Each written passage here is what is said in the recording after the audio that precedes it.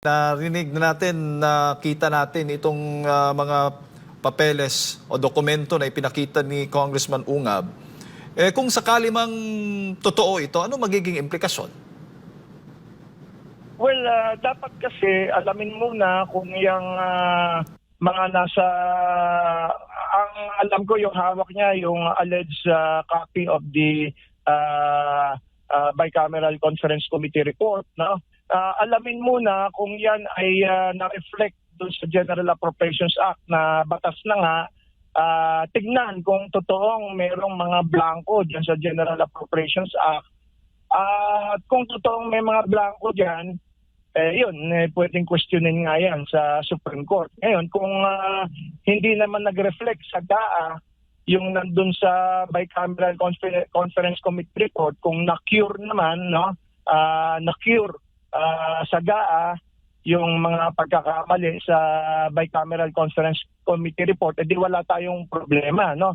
Pero kung na-incorporate sa DAA yung mga alleged mistakes and errors dyan sa Bicameral Conference report as alleged by Congressman Ungab, kung yan naisama sa DAA, wala talagang choice kundi pumunta sa Supreme Court para Supreme Court ang magde-decide kung ano ang kanilang gusto, kung i-declare ba na constitutional yung mga provisions na affected. Yun lang provisions na affected kasi meron namang separability clause lahat ng ating mga batas, ano. So I hope and pray na hindi totoo itong mga allegations ni Congressman Ungab kasi madadagdagan naman yung mga kaso diyan sa Supreme Court makaklag yung ating Supreme Court. Yes. Binago na nga natin yung ating rules sa preliminary investigation. Hindi na probable cause kundi ang tawag dito yung evidence that is enough to reasonably ensure a conviction beyond reasonable doubt, no? Tinaas na yung standard para hindi maklag yung Supreme Court ng takot-takot na kaso at yung ating mga iba't ibang mga korte. Hindi na probable cause.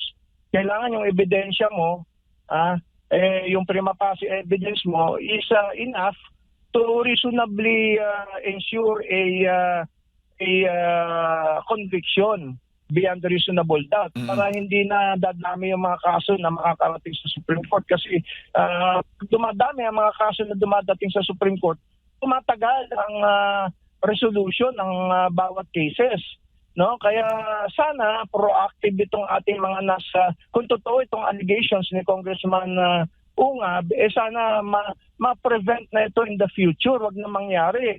Kasi nangyari na nga, na-demanda na nga yung Office of the President tungkol sa constitutionality ng transfer ng confidential funds from the Office of the President to the Office of the Vice President.